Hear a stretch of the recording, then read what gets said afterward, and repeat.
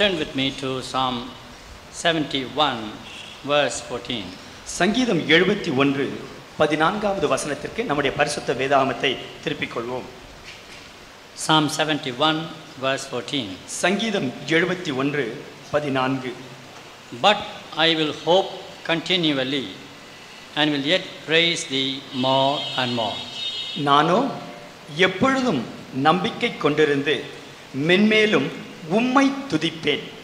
Father, we praise you for your word. We're thankful to you for this word to be imparted into the heart of the people.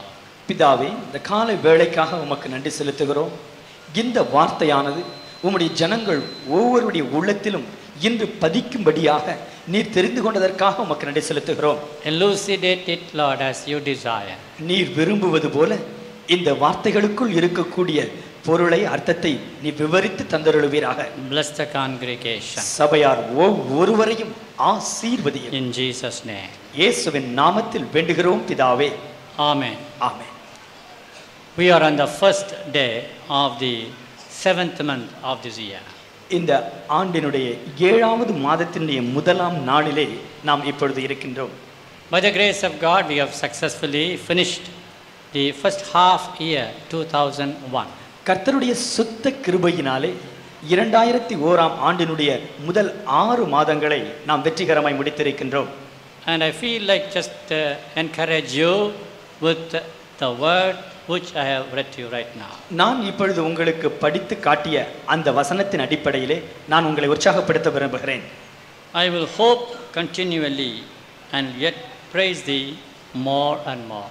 நானோ எப்பொழுதும் நம்பிக்கொண்டிருந்து மென்மேலும் உம்மை துதிப்பேன். Praise God for your hope. நம்பிக்கைக்காக நீங்கள் கர்த்தரை துதிக்க வேண்டும். We are people different from the people of the world. உலகத்தில் இருக்கக்கூடிய மற்ற ஜனங்களை காட்டிலும் நாம் முற்றிலும் வித்தியாசமானவர்கள். For they are people without hope as we have got.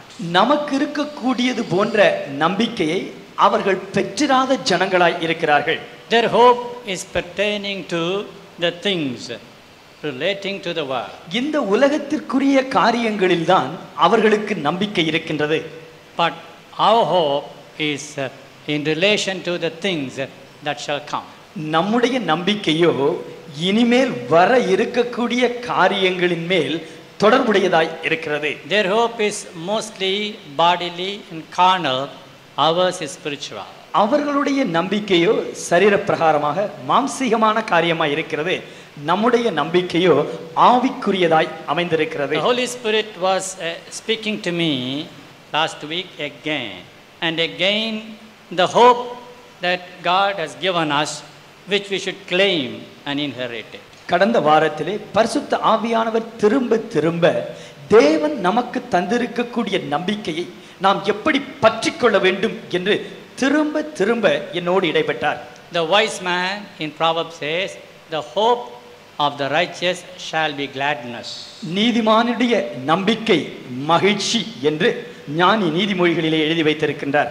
This verse in Psalm speaks of the psalmist's prayer and determination.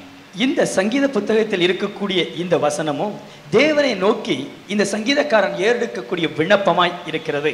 When he said, I'll praise thee more and more, he looked to God and praised him, prayed also. மென்மேலும் உம்மை துதிப்பேன் என்று இந்த சங்கீதக்காரன் சொல்லும் பொழுது தேவனை நேர்முகமாய் பார்த்து அவரிடத்திலே சொல்லுகிறார். And at the same time, it's a determination in heart because he says, I will hope continually. அதே வேளையிலே அது சங்கீதக்காரனின் உள்ளத்தில் இருக்கக்கூடிய உறுதியை காட்டுகிறது. ஏனென்றால் நானோ மென்மேலும் உம்மை துதிப்பேன் என்று சொல்லி எப்பொழுதும் நம்பிக்கை கொண்டிருப்பேன் என்று சொல்கிறார். So it's like determination and prayer going together. இப்படியாக அவர் உள்ளத்தின் உறுதியையும் அவர் உள்ளத்தின் விண்ணப்பத்தையும் பார்க்கின்றோம். Hoping and praising always bring great results from the Lord. நம்பிக்கையோடு தேவனை துதிக்கும் பொழுது தேவாதி தேவனிடத்திலிருந்து மாபெரும் நல் விளைவுகள் The உண்டாகின்றன. message of God today will be strengthening and prophetical.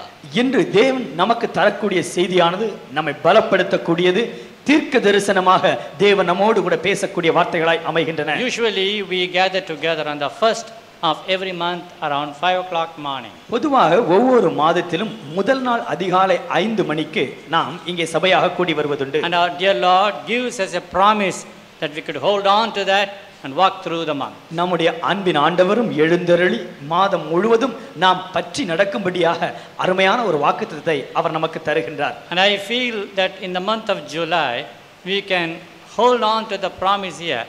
I will hope continually and praise thee more and more. இந்த ஜூலை மாதத்திலே இந்த 14ஆம் வசனத்தில் சொல்லப்பட்டிருக்கக்கூடிய வசனத்தை வாக்குத்தத்தமாய் நாம் பற்றிக்கொண்டு இந்த ஜூலையிலே கடந்து செல்ல முடியும் என்று விசுவாசிக்கின்றேன். We remember a verse in Proverbs which says there is a certainty to your expectation.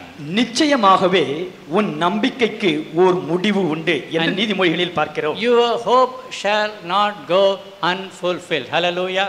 Hallelujah. உன்னுடைய நம்பிக்கை ஒருபொழுதும் நிறைவேறாமல் வீண் போவது இல்லை. Thine hope shall come to pass certainly and it shall never go unfulfilled. நிச்சயமாகவே உன் நம்பிக்கை நிறைவேறும், அது நிறைவேறாமல் போவது இல்லை. Praise God. Hallelujah. In English Bible various words are used for the word hope. நம்பிக்கை என்கின்ற தமிழ் வார்த்தைக்கு சமமாக ஆங்கிலத்திலே अनेक வித்தியாச வார்த்தைகள் பயன்படுத்தப்பட்டிருக்கின்றன. You find the word trust, you find the word believe, you find the word hope and so on. இப்படி ஆங்கிலத்திலே வித்தியாசப்பட்ட வார்த்தைகளை நாம் பார்க்கின்றோம். But I would like to just base my message today on Tamil translation. ஆனால் தமிழ் மொழிபெயர்ப்பிலே பயன்படுத்தப்பட்டிருக்கின்ற வார்த்தையின் அடிப்படையில் இன்று தேவ செய்தியை கவனிக்க விரும்புகிறேன். At the outset let me tell you that there were days in our life when we had no hope. நான் ஆரம்பத்திலே ஒரு காரியத்தை சொல்ல விரும்புகிறேன். நம்முடைய வாழ்நாளிலே ஒரு காலம் இருந்தது, அந்த காலகட்டத்திலே நமக்குள் நம்பிக்கை என்று ஒன்று இருந்ததே இல்லை. Paul when he wrote his epistle to Ephesians says, எபேசியருக்கு தன்னுடைய நிருபத்தை பவுல் எழுதும் பொழுது we were strangers to the covenant of Israel. இஸ்ரவேலுடைய உடன்படிக்கைக்கு நாம் அந்நியர்களாய் இருந்தோம் என்று எழுதுகிறார். Aliens to the commonwealth of Israel. இஸ்ரவேலின் காணியாட்சிக்கு அந்த தேவ குடும்பத்திற்கு நாம் பங்குள்ளவர்களாய் இல்லாமல் வெளியே இருந்தோம். We were without God, we were without hope, it is said. தேவனற்று நம்பிக்கையற்று இருந்தோம் என்று எழுதப்பட்டிருக்கிறது. But not so now. ஆனால் இப்பொழுதோ அப்படிப்பட்ட நிலையில் இல்லை. Paul says in the time past, that is to say before your salvation. கடந்த நாட்களிலே என்று சொல்லும் பொழுது அது ஒவ்வொருவரும் ரட்சிக்கப்படுவதற்கு முன்பிருந்த காலத்தை காட்டுகிறது. Thank God our eyes are open now and we are not like those people who are without hope and without God. இப்பொழுதோ நம்முடைய கண்கள் திறக்கப்பட்டிருக்கிறது. நாம் முன்பு இருந்தது போலவும் அல்ல, இப்பொழுது இருக்கிற மற்றவர்களைப் போலவும் தேவனற்ற நம்பிக்கையற்ற நிலையிலே இப்பொழுது நாம் இல்லை. God be glorified, God be praised today. தேவன் நமக்கு இந்த அனுபவத்தை தந்திருக்கிறார். கரங்களை உயர்த்தி நாம் ஆண்டவருக்கு ஸ்தோத்திரம் செய்வோம். ஹalleluya. Listen carefully. கவனியுங்கள். In the scripture hope is different from the word faith. பரிசுத்த வேதாகமத்திலே நம்பிக்கை என்கின்ற வார்த்தையும் விசுவாசம் என்கின்ற வார்த்தையும் வித்தியாசமாக பயன்படுத்தப்பட்டிருக்கிறது. In the practical walk we always mix up these two words together and say as hope in the place of faith and faith in the place of hope. நடைமுறையிலே நாம் இந்த தனித்தன்மை உடைய இரண்டு வார்த்தைகளையும் சரியாய் பயன்படுத்தாமல் நம்பிக்கை என்று சொல்ல வேண்டிய இடத்திலே சில வேளையிலே விசுவாசம் என்கின்ற வார்த்தையை பயன்படுத்தி வருகிறோம். விசுவாசம் என்கின்ற வார்த்தையை பயன்படுத்த வேண்டிய வேளையிலே சில வேளைகளிலே நாம் நம்பிக்கை என்ற வார்த்தையை பயன்படுத்துகிறோம். To the things that shall come. பரிசுத்த வேதாகமத்திலே நம்பிக்கை என்ற வார்த்தையோ இனிமேல் வர இருக்கக்கூடிய காரியங்களை நம்பக்கூடியதாய் இருக்கிறது. The hope is laid up for us in heaven, the Bible says. பரலோகத்திலே நமக்காக நம்பிக்கை வைக்கப்பட்டிருக்கிறது என்று சொல்லப்பட்டிருக்கிறது. And the hope of the return of the Savior from heaven.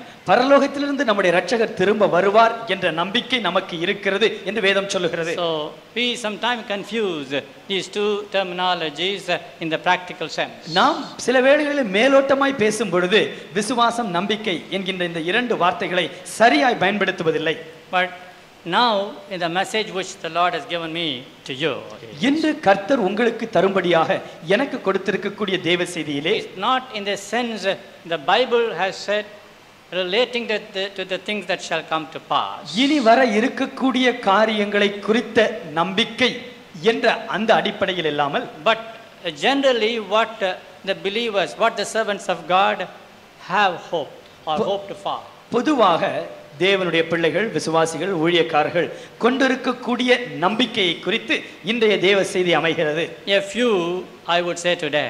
ஒரு சில காரியங்களை குறித்து நான் இன்று உங்களுக்கு சொல்ல And விரும்புகிறேன். if the Lord would lead me, I may continue for some weeks.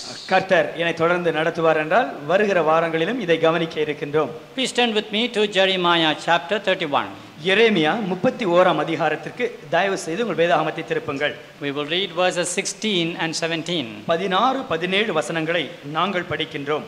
Jeremiah 31, 16, 17. Jeremiah 31, 16, 17. Thus said the Lord, refrain thy voice from weeping and thine eyes from tears, for their work shall be rewarded, such said the Lord, and they shall come again from the land of the enemy, and there is hope in thine end, said the Lord, that the children shall come again to their own border.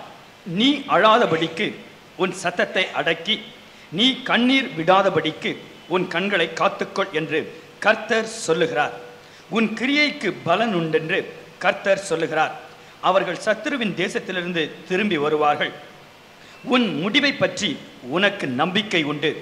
உன் பிள்ளைகள் தங்கள் தேசத்திற்கு திரும்பி வருவார்கள் என்று கர்த்தர் சொல்லுகிறார். Glory be to God. தேவனுக்கே மகிமை உண்டாவதாக. This is one of the hopes which the children of Israel had in their hearts. இஸ்ரவேல் ஜனங்கள் தங்கள் உள்ளத்தில் கொண்டிருந்த நம்பிக்கைகளிலே இது ஓர் நம்பிக்கை. It has a spiritual application to you and to me. இஸ்ரவேலருக்கு அன்று சொல்லப்பட்டிருந்தாலும் ஆவிக்குரிய இஸ்ரவேலராகிய இருக்கக்கூடிய நமக்கு இன்று இந்த வார்த்தை அப்படியே பொருந்தும். 17th verse is very specific in pointing out there is hope in the end. There is hope in the end. 17வது வசனம் மிக தெளிவாய் சொல்லுகிறது, உன் முடிவை பற்றி உனக்கு நம்பிக்கை உண்டு. What is that hope? அந்த நம்பிக்கை என்ன? That thy children shall come again to their own border. உன் பிள்ளைகள் தங்கள் தேசத்திற்கு திரும்ப வருவார்கள். This is a promise God gives you on the very first day of the new month. இந்த புதிய மாதத்தினுடைய முதல் நாளிலேயே தேவாதி தேவன் உங்களுக்கு தரக்கூடிய வாக்குத்தத்தம் இது.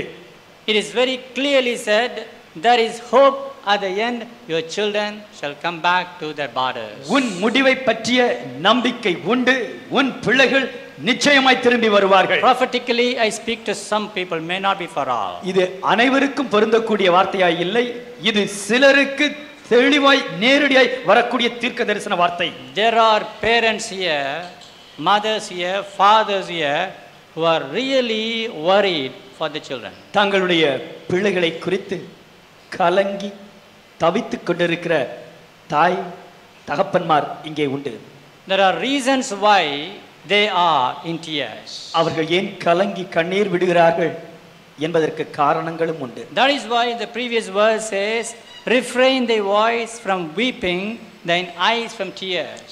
ஆகவேதான் 16வது வசனம் சொல்லுகிறது, நீ அழாதபடிக்கு உன் சத்தத்தை அடக்கிக்கொள், நீ கண்ணீர் விடாதபடிக்கு உன் கண்களை காத்துக்கொள் என்று கர்த்தர் Some சொல்கிறார். of you were weeping, are weeping even today for your children. சிலர் உங்களுடைய பிள்ளைகளை நிமித்தமாக கடந்த நாட்களிலே கண்ணீர் விட்டீர்கள். ஏன் இன்றும் கூட கண்ணீர் விட்டுக் கொண்டே இருக்கிறீர்கள். Even today you have wept for your children. இன்று கூட உங்கள் பிள்ளைகளை நினைத்து நீங்கள் கண்ணீர் விட்டீர்கள். This is because they are now found in the land of the enemy. அவர்கள் சத்துருவின் தேசத்திலே சிக்கிக் கொண்டபடியினால் நீங்கள் இந்த நிலையில் இருக்கிறீர்கள். They shall come again from the land of the enemy, it is said. இங்கே சொல்லப்பட்டு இருக்கிறது, அவர்கள் சத்துருவின் தேசத்திலிருந்து திரும்பி வருவார்கள் என்று I எழுதப்பட்டிருக்கிறது. felt like reading this verse, they shall come again from the hand of the enemy. நான் இதை இப்படியாக படிக்க விரும்புகிறேன், சத்துருவின் கரத்திலிருந்து அவர்கள் திரும்ப வருவார்கள். Not just from the land of the enemy, but from the hand of the enemy. சத்துருவின் தேசத்திலிருந்து என்று மட்டுமல்ல, சத்துருவினுடைய கரத்திலிருந்து அவர்கள் திரும்ப வருவார்கள். Within the power of the devil. பிசாசனுடைய வல்லமையிலே சிக்கிக் கொண்டிருக்கிற நிலைமையிலே பிள்ளைகள் இருக்கிறார்கள். And the father, mother weep over and over for the children. பிள்ளைகளை நினைத்து நினைத்து தகப்பனும் தாயும் கண்ணீர் வடித்து Their future is affected. அவருடைய எதிர்காலம் பாதிக்கப்பட்டிருக்கிறது. And they don't know what to do for the children. பிள்ளைகளுக்காக என்னதான் செய்வது என்று தெரியாமல் திகைக்கிறார்கள். And also the career of the children are affected. பிள்ளைகளுடைய எதிர்காலம், படிப்பு, தொழில் இவைகளெல்லாம் எப்படி கூடி வருமோ என்று அவர்கள் பயந்திருக்கிறார்கள். Strong influence over them by the enemy. பிசாசு அவர்கள் மீது ஒரு ஆழமான கட்டுப்பாட்டை வைத்திருக்கிறான். Like a prophecy I say on this first.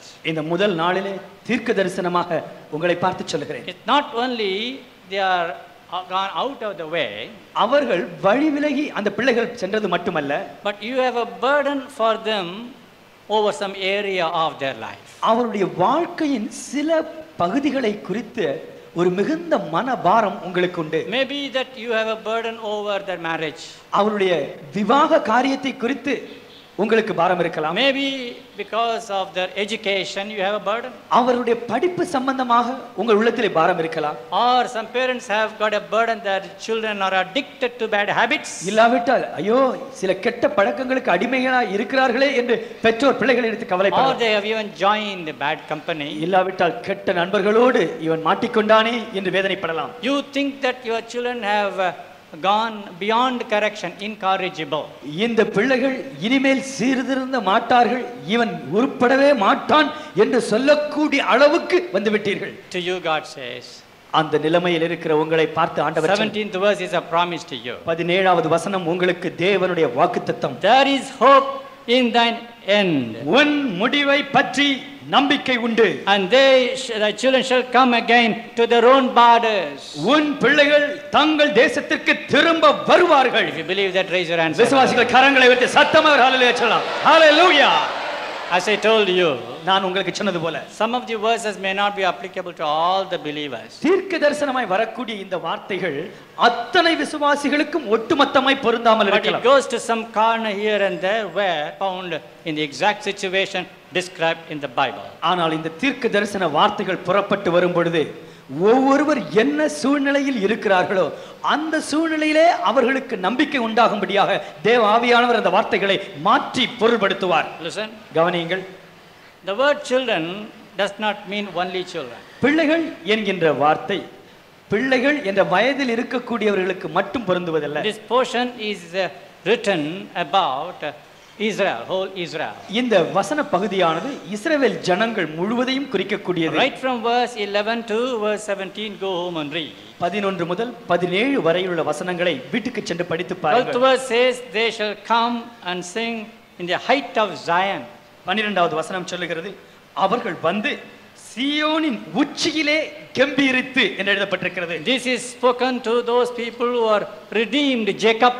யாக்கோபை மீட்டு வரும் பொழுது அவர்களுக்கு என்ன நடக்கும் என்று எழுதப்பட்டிருக்கிறது. This is spoken to the virgins, this is spoken to the young men together.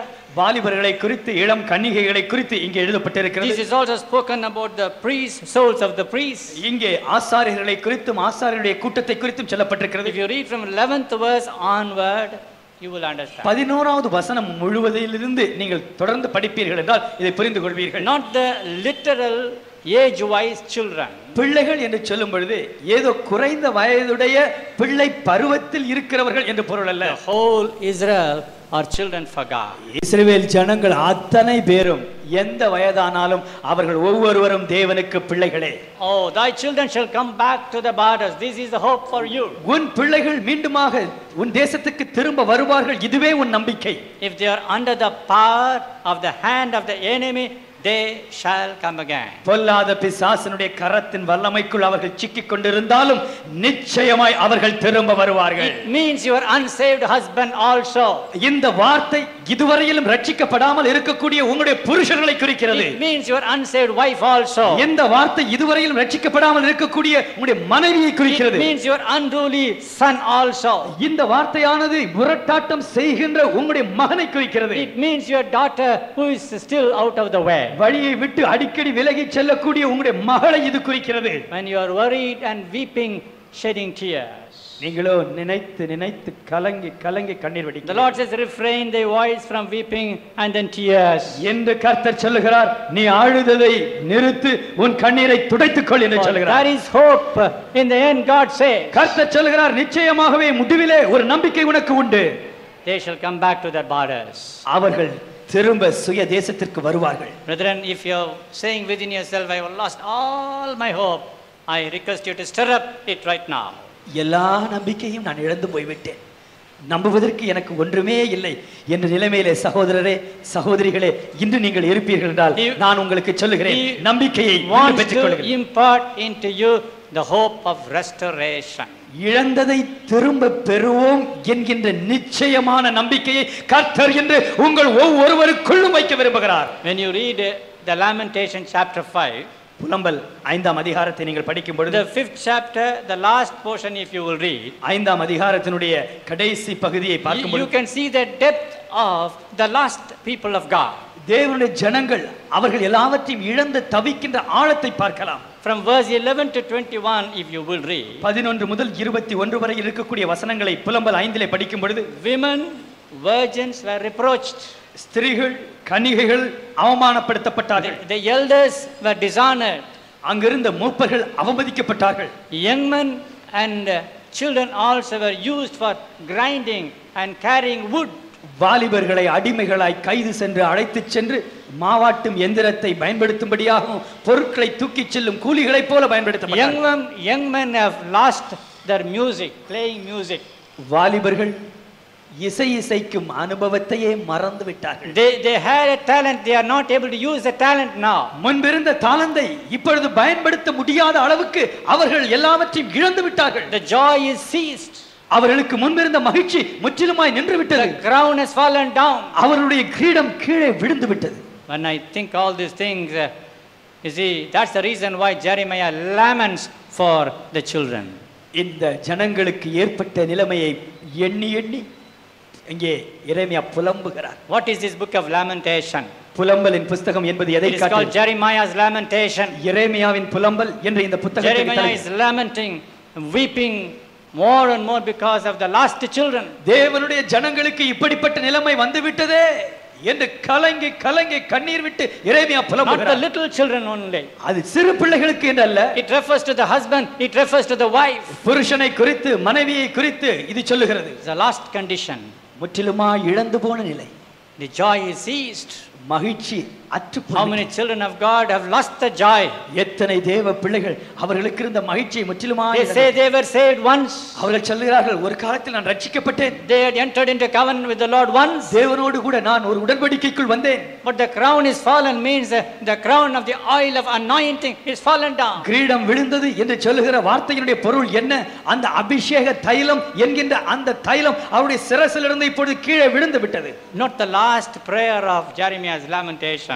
எரேமியாவின் புலம்பலிலே அவர் ஏறெடுத்த கடைசி ஜெபம் 21st verse, 5th chapter says, 21ஆம் வசனத்தை பார்க்கிறோம். renew our days as of old.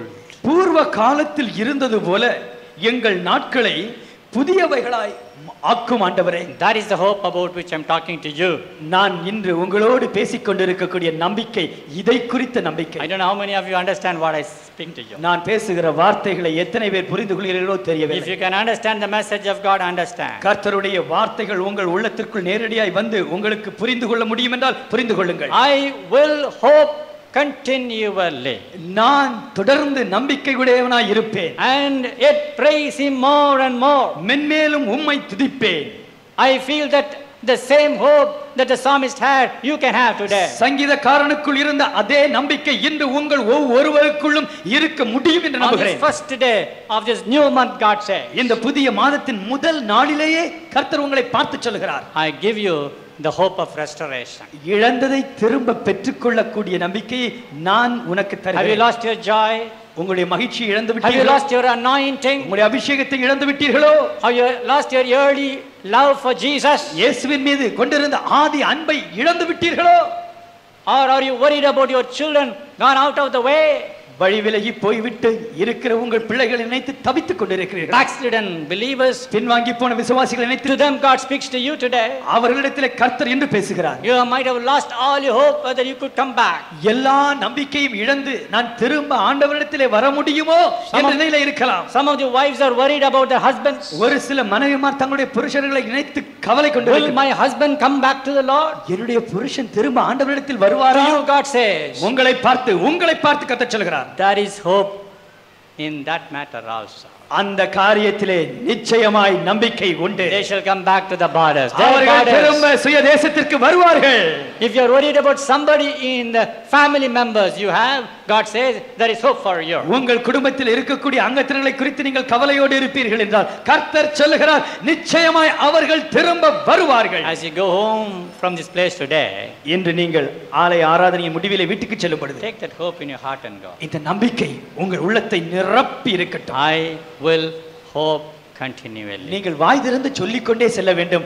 நானோ எப்பொழுதும் நம்பிக்கையாய் இருப்பேன் என்று சொல்ல வேண்டும். Look at another context. இன்னொரு சம்பவத்திற்கு செல்வோம். Turn with me to 1 Corinthians chapter 9. 1 கொரிந்தியர் 9ஆம் அதிகாரம். And read to you from 9 to 11. 9 முதல் 11 வரையில் இருக்க வசனங்களை நாங்கள் படிக்கிறோம். 1 Corinthians chapter 9. 9 to 11. 1 கொரிந்தியர் 9ஆம் அதிகாரம் 9 முதல் 11 வரையிலும் இருக்கக்கூடிய வசனம். Look at the Tamil translation, please. Tamil மொழிபெயர்ப்பை கவனித்து பாருங்கள். For it is written in the law of Moses, thou shalt not muzzle the mouth of the ox, and treadeth out the corn. Doth God take care for oxen? போரடிக்கிற மாட்டை வாய்க்கட்டாயாக என்று மோசேயின் பிரமாணத்திலே எழுதி இருக்கிறதே, தேவன் மாடுகளுக்காகவே கவலையாய் இருக்கிறாரோ? Or saith he it altogether for our sakes? For our sakes, no doubt. This is written, that he that ploweth should plow in hope, and he that thresheth in hope should be partaker of this hope. நமக்காகத்தான் இதை சொல்லுகிறாரோ? உழுகிறவன் நம்பிக்கையோடே உழவும், போரடிக்கிறவன் தான் நம்புகிறதிலே பங்கடைவேன் என்கிற நம்பிக்கையோடு போரடிக்கவும் வேண்டியதே. ஆகையால் அது நமக்காகவே எழுதி இருக்கிறது. If we have sown unto you spiritual things, is it again great thing if we shall reap your carnal things? நாங்கள் உங்களுக்கு ஞான நன்மைகளை விதைத்திருக்க உங்கள் சரீர நன்மைகளை அறுத்தால் அது பெரிய காரியமா? In this portion again we read a particular hope mentioned. இந்த பகுதியிலே ஒரு குறிப்பிட்ட நம்பிக்கை சொல்லப்பட்டிருக்கிறது. Paul explains this through an illustration. ஒரு உதாரணத்தை சொல்லி பவுல் இதை விளக்கி காட்டுகிறார். An illustration of a man plowing the land and also threshing the floor. ஒரு விவசாயி எப்படி உழுகிறான், அதை பின்பு பயிரை அறுத்த பிறகு எப்படி போரடித்து நெல்மணிகளை பிரித்தெடுக்கிறான் என்பதை குறித்து சொல்லப்பட்டிருக்கிறது. When he that ploweth should plow in hope. உழுகிறவன் நம்பிக்கையோடே உழவும். And he that thresheth in hope should be a partaker of his hope. போரடிக்கிறவன் தான் நம்புகிறதில் பங்கடைவேன் என்கின்ற நம்பிக்கையோடே போரடிக்கவும். Listen, I stop here. நான் இங்கே நிறுத்த விரும்புகிறேன். I'll explain to you. நான் இதை சற்று விவரித்து சொல்லுகிறேன். Paul wanted to say a hope for the one who is in the Lord's work. கர்த்தருடைய வேலையிலே ஈடுபட்டு இருக்கக்கூடிய ஒருவருக்கு இருக்கக்கூடிய நம்பிக்கையை இங்கே பவுல் எழுதுகிறார். This whole chapter 9 of 1 Corinthians deal with ministry. 1 கொரிந்தியர் 9ஆம் அதிகாரம் முழுவதும் தேவனுடைய ஊழியத்தை குறித்து சொல்லுகிறது. Please read verse 1 right up to verse 27. The whole chapter deals with the ministry. 9ஆம் அதிகாரத்தினுடைய முதல் வசனத்திலிருந்து 27ஆம் வசனம் வரையிலும் அது ஊழியத்தை குறித்தே சொல்லுகிறது. In the middle Paul that inserts a hope. இங்கே நம்பிக்கையை பவுல் இடையிலே எழுதுகிறார். And that hope I would call a hope of reward. இந்த நம்பிக்கை என்பதை நான் பலனை பெற்றுக்கொள்வோம் என்கின்ற நம்பிக்கை என்று அழைக்கிறேன். This is essential for all the workers we are on the platform. எல்லா ஊழியர்களுக்கும் இங்கே அமர்ந்திருக்கிறார் எல்லா தேவனுடைய ஊழியக்காரர்களுக்கும் இது பொருந்தும். This is applicable to every believer who has a ministry mind. தேவனுடைய ஊழியத்தை செய்ய சிந்தையாய் இருந்து செயல்படுகிற ஒவ்வொரு விசுவாசிக்கும் இந்த வார்த்தை பொருந்தும். Paul wants to point out this hope through an earthly illustration. ஒரு பூமிக்குரிய உதாரணத்தை சுட்டிக்காட்டி ஒரு தெய்வீக உண்மையை பவுல் இங்கே விளக்குகிறார். He says about the reward of our ministry or a hope of reward. ஊழியத்தின் நிமித்தம் ஒரு பலன் கிடைக்கும் என்கின்ற நம்பிக்கையை குறித்து இங்கே சொல்லப்பட்டிருக்கிறது. Brethren, anyone who does any work has a reward. கர்த்தருக்கென்று ஏதாயிலும் Anyone who does any work. யார் எந்த வேலையை செய்தாலும் அந்த வேலைக்கேற்ற பலன் உண்டு. Need not necessarily be the ministry, I say. அது ஊழியத்திலே இருக்கிறவர்கள் செய்யக்கூடிய ஊழியத்திற்குரிய பலன் என்று மட்டும் நான் சொல்லவில்லை. There are people who are involved in some work, some job, some business, some labor. சில வேளையிலே, சில தொழிலிலே, சில வியாபாரத்திலே ஈடுபட்டு இருக்கிறவர்கள் உண்டு. And why do they work? அவர்கள் ஏன் அதிலே ஈடுபட்டு You செயல்படுகிறார்கள்? ask them, why are you so much worried? Why are you so much laboring? இவ்வளவு சிரமப்பட்டு ஏன் முயற்சி செய்கிறீர்கள் என்று கேளுங்கள். They would say, I have a hope of the reward of my labor. அவர்கள் சொல்லுவார்கள், என்னுடைய முயற்சிக்கு பலன் உண்டு என்ற நம்பிக்கை எனக்கு இருக்கிறது. Even if he does the road work, he has got a hope. ஒருவேளை ஒரு சாலை போடுகிற ஒரு சாதாரண வேலையாக இருந்தாலும் அதிலே ஒரு நம்பிக்கை உண்டு. The man who does the carpentry has got the hope. தச்சு வேலை செய்கிற மனிதனுக்கும் ஒரு நம்பிக்கை உண்டு. Why is he doing? He knows that he has got a reward for his work. ஏன் அதை அவன் செய்கிறான்? வேலையின் முடிவிலே பலன் உண்டு என்று தெரியும். A man takes the plow in hand early morning to the field and plows the field. He has got a hope. அதிகாலையிலே ஏரை எடுத்து வயலுக்கு ஒழுங்கும்படியாய் செய்கிறான். எதற்காக? ஒரு நம்பிக்கை இருக்கிறபடினால். When he thresheth it also, he has got a hope. He shall be a partaker of his reward. அவன் போரடிக்கும் பொழுதும் அவனுக்கு ஒரு நம்பிக்கை உண்டு, பலனிலே தனக்கு பங்குண்டு என்று. This I say to encourage you. நான் நீங்கள் உற்சாகம் அடைய முடியாது சொல்லுகிறேன். We are all involved in the ministry of the Lord. நாம் அனைவரும் கர்த்தருடைய ஊழியத்திலே ஈடுபட்டு இருக்கிறோம். Full time ministers have got one type of work, you have got another type of ministry. ஊழியத்திற்கு முழு நேரமும் வந்தவர்கள் அவர்களுக்கு ஒரு விதமான வேலை உண்டு, உங்களுக்கோ இன்னொரு விதமான ஊழியம் உண்டு. I tell you, nobody needs to be sorrowful thinking all the work I am doing, all the labor I am employing is of no use. ஒருவராகிலும் நான் எடுக்கிற எல்லா முயற்சிகளும், நான் செய்கிற இந்த எல்லா வேலையிலும் ஒரு பலனும் எனக்கு இல்லை என்று ஒருவரும் துக்கமாய் இருக்க வேண்டிய அவசியம் இல்லை. The Bible says the husbandman laboreth must have the partaker of his fruit. He must be the first partaker of the fruit. வேதாகத்திலே மிக தெளிவாய் சொல்லப்பட்டிருக்கிறது, உழுகிறவன் நிச்சயமாக பயிரிடுகிறவனும் தனக்கு முதல் பங்கு கிடைக்கும் என்கிற நம்பிக்கை உடையவனாய் இருக்கிறான். Two kinds of people are now in this big campus. இந்த வளாகத்திலே இரண்டு விதமான குழுக்கள் அமர்ந்திருக்கிறீர்கள். One is we the workers, the other is the believers. ஒன்று முழு நேரமாய் ஊழியத்திற்கு வந்திருக்கக்கூடிய முழு நேர ஊழியர்கள், மற்றவர்கள் தேவனுடைய விசுவாசிகள். I say this that you might be encouraged, strengthened in what you do for the Lord. நீங்கள் கர்த்தருக்கென்று செய்கிற காரியத்திலே தைரியப்படும்படியாக, உற்சாகம் அடையும்படியாக இதை சொல்லுகிறேன். That you are surely having a reward of your work. நிச்சயமாகவே உங்களுடைய முயற்சிக்கு வேலைக்கு பலன் உண்டு. There is a spiritual reward, there is also bodily reward. ஆவிக்குரிய பலனும் உண்டு, சரீரப்பிரகாரமான பலனும் உண்டு. When I say spiritual reward, it means you are involved in the ministry of preaching, of teaching, of winning souls for Christ, consoling also. ஆவிக்குரிய பலன் என்று சொல்லும் பொழுது பிரசங்கம் செய்வதிலே, நீங்கள் மற்றவர்களுக்கு ஆறுதல் சொல்வதிலே, தேவனுடைய வார்த்தையை சொல்லுவதிலே, புதிய ஆத்துமாக்களை ஆதாயம் செய்வதிலே ஈடுபட்டிருக்கிற ஊழியம். And we have a joy, hope in it. நமக்குள்ளே ஒரு நம்பிக்கை, ஒரு எதிர்பார்ப்பு உண்டு. If you will turn to 1 Thessalonians chapter 2, 1 தெசலோனிக்கேயர் 2 ஆம் அதிகாரம், I read to you verses 19 and 20. 19-20 வசனங்களை நாங்கள் உங்களுக்கு For படிக்கிறோம். what is our hope, our joy, our crown of rejoicing? Are not even ye in the presence of our Lord Jesus Christ at his coming? எங்களுக்கு நம்பிக்கையும் சந்தோஷமும் மகிழ்ச்சியின் கிரீடமுமாய் இருப்பவர்கள் யார்? நம்முடைய கர்த்தராகிய இயேசு கிறிஸ்து வரும்பொழுது அவருடைய சன்னிதானத்திலே நீங்கள் அல்லவா அப்படி இருப்பீர்கள். For ye are our glory and joy. நீங்களே எங்களுக்கு மகிமையும் சந்தோஷமுமாய் இருக்கிறீர்கள். You understand me? நான் சொல்வது புரிகிறதா? Paul, when he goes to heaven, Pavul பரலோகத்திற்கு செல்லும் பொழுது he would be extremely joyful. அவர் மிகவும் மகிழ்ச்சியோடு இருப்பார். Not because of any other reason, but because many souls were won through him. வேறு எந்த காரணத்தினாலும் அல்ல, அவர் மூலமாய் அநேக ஆத்துமாக்கள் தேவனிடத்தில் வந்ததினால். The Thessalonian believers were the result of the labor of Paul.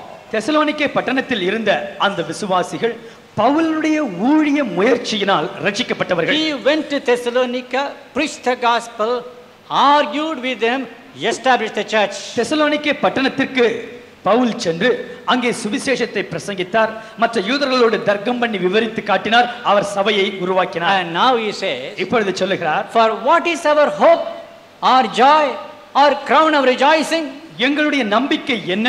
எங்களுடைய நம்பிக்கையும் சந்தோஷமும் மகிழ்ச்சியின் கிரீடமுமாய் இருப்பவர்கள் The யார்? answer he gives, அதற்கு அவர் கொடுக்கக்கூடிய பதில், are not even ye in the presence of our Lord Jesus Christ at his coming. நம்முடைய கர்த்தராகிய இயேசு கிறிஸ்து வரும்பொழுது அவருடைய சன்னிதானத்திலே நீங்கள் அல்லவா அப்படி இருப்பீர்கள். Glory to God. தேவனுக்கு மகிமை உண்டாவதாக. That is to say, அதனுடைய பொருள், when he goes to heaven, அவர் பரலோகத்துக்கு செல்லும் not only Thessalonian believers, Thessalonica பட்டணத்தில் இருந்த விசுவாசிகள் மட்டும், hundreds and thousands of people waiting to greet him.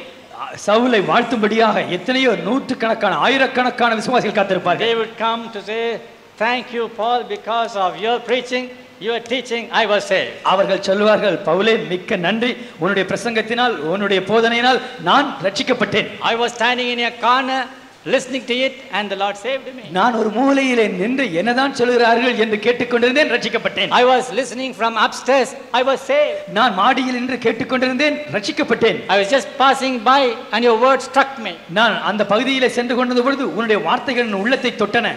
They were actually the crown of rejoicing for Paul. பவுலுக்கு இவர்கள்தான் மகிழ்ச்சியின் கிரீடமாய் இருக்கிறார்கள். That's what Paul says. இதைத்தான் பவுல் When சொல்லுகிறார். he wrote the epistle to Corinthians, he says, கொரிந்தியருக்கு நிருபத்தை எழுதிய பொழுது, the man who ploweth has hope, the man who thresheth has hope. உழுகிறவனுக்கு ஒரு நம்பிக்கை உண்டு, போரடிக்கிறவருக்கும் ஒரு நம்பிக்கை உண்டு. And so also Paul says about himself. ஆகவே பவுல் தன்னை குறித்து சொல்லுகிறார். What is his hope? அவருடைய நம்பிக்கை என்ன? I have sown it for spiritually, I have got every right to reap it bodily. ஞான நன்மைகளை, ஆவிக்குரிய நன்மைகளை நான் விதைத்திருக்கிறேன். ஆகவே சரீர நன்மைகளை அறுத்தெடுக்க எனக்கு உரிமை உண்டு. The spiritual reward is a soul. ஆவிக்குரிய பலன் என்பது ரட்சிக்கப்பட்ட ஆத்துமாக்கள், Number of souls. அநேக ஆத்துமாக்கள். The bodily reward is actually the money he could get. சரீர பலன் என்பது அவர் மற்றவரிடத்திலிருந்து பெற்றுக்கொள்ளக்கூடிய பண உதவி. All that I have done to you is spiritual. நான் உங்களுக்கு செய்த காரியங்கள் எல்லாம் ஆவிக்குரிய நன்மைகள். I have got every right to reap from you what is due to me monetarily. எனக்கு உரிமையானதை உங்களிடத்திலிருந்து பெற்றுக்கொள்வதற்கு எனக்கு சகல உரிமையும் உண்டு. Glory to God. தேவனுக்கு மகிமை உண்டாவதாக. Thank God that we have got two kinds of hope in this world. இந்த உலகத்திலே இரண்டு விதமான நம்பிக்கை நமக்கு இருப்பதற்காக ஆண்டவருக்கு ஸ்தோத்திரம். The hope of the reward is spiritual, is also monetary. ஆவிக்குரிய நன்மையை பெறுவோம் என்கின்ற நம்பிக்கை, சரீர நன்மைகளை பெறுவோம் என்கின்ற நம்பிக்கை. That is the reason why the believers are expected to pay the tithe. ஆகவேதான் விசுவாசிகள் தசமபாகத்தை கொடுக்க வேண்டும். Paying tithe by the believers is a must. விசுவாசிகள் தசமபாகம் செலுத்துவது ஒரு அவசியமான ஒழுங்கு. Don't think pastor went around all this way to speak about tithe. Pastor சுத்தி சுத்தி என்னமோ சொன்னாங்க, கடைசியில பணத்தை பத்தி தசமபாகத்தை பத்தி சொல்லிட்டாங்களே நினைக்க வேண்டாம். I'm not talking to you. I'm not very much interested. I never usually talk about that. நான் உங்களிடத்திலிருந்து பணத்தை பெற்றுக்கொள்ள வேண்டும் என்பதற்காக சுற்றி வளைத்து பேசவில்லை. அது என் உள்நோக்கமும் அல்ல. The Lord supplies all our needs. எங்கள் தேவைகள் எல்லாவற்றையும் கர்த்தரே தருகிறார். But the Bible says, ஆனால் வேதாகமம் சொல்லுகிறது, we have got every right to receive the monetary things from you. உங்களிடத்திலிருந்து சரீர நன்மைகளை பெற்றுக்கொள்ளக்கூடிய சகல உரிமையும் எங்களுக்கு உண்டு. This the Bible says so, not I. நானாக சொல்லவில்லை, வேதாகமம் சொல்லுகிறது. In this connection, let me exhort you. இந்த காரியத்திலே நான் உங்களை சற்று உற்சாகப்படுத்தட்டும். Many believers do not know actually paying tithes. அநேக விசுவாசிகள் உண்மையிலேயே அந்த தசமபாகம் செலுத்துவதை குறித்து சரியாக அறிந்து கொள்வதில்லை. Bible says the tithe of your income belongeth unto God. உங்களுடைய வருமானத்திலே 10% கர்த்தருக்குரியது என்று வேதாகமம் சொல்லுகிறது. Bible says separate tithe from your income that you may learn to fear the Lord. கர்த்தருக்கு பயப்படும் பயத்தை நீங்கள் கற்றுக்கொள்ளும்படியாக உங்கள் வருமானத்தில் 10% கர்த்தருக்கென்று பிரித்தெடுங்கள். There is one word in the Bible. வேதாகமத்திலே ஒரு வசனம் உண்டு. I don't know how many of you know that. எத்தனை பேருக்கு அது தெரியுமோ தெரியவில்லை. Sorry to say that. அதை நான் சொல்வதை துக்கப்படுகிறேன். In Tamil it is said. தமிழில் இப்படியா சொல்லப்பட்டிருக்கிறது. Tithe is a salary. It is said salary for the priest. ஆசாரியர்களுக்கு தசமபாகம் சம்பளம் என்று சொல்லப்பட்டிருக்கிறது. The very word salary is said in Tamil. தமிழிலே சம்பளம் என்ற வார்த்தை பயன்படுத்தப்பட்டிருக்கிறது. Why? ஏன்? That is the hope of our reward. அது எங்களுடைய நம்பிக்கையின் பலன்.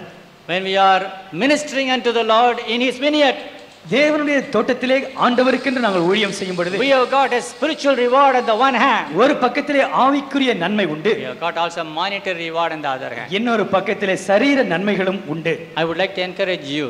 நான் உங்களை இன்று உற்சாகப்படுத்த If விரும்புகிறேன். you have not started to give your tithe so far, இதுவரையிலும் நீங்கள் தசமபாகம் கொடுக்கின்ற பழக்கத்தை உருவாக்காமல் இருந்தால், if you don't know anything about tithe so far, இதுவரையிலும் தசமபாகத்தை குறித்து நீங்கள் அறியாமல் இருந்திருப்பீர்கள். for the blessing of your soul, for the blessing of your family, I say.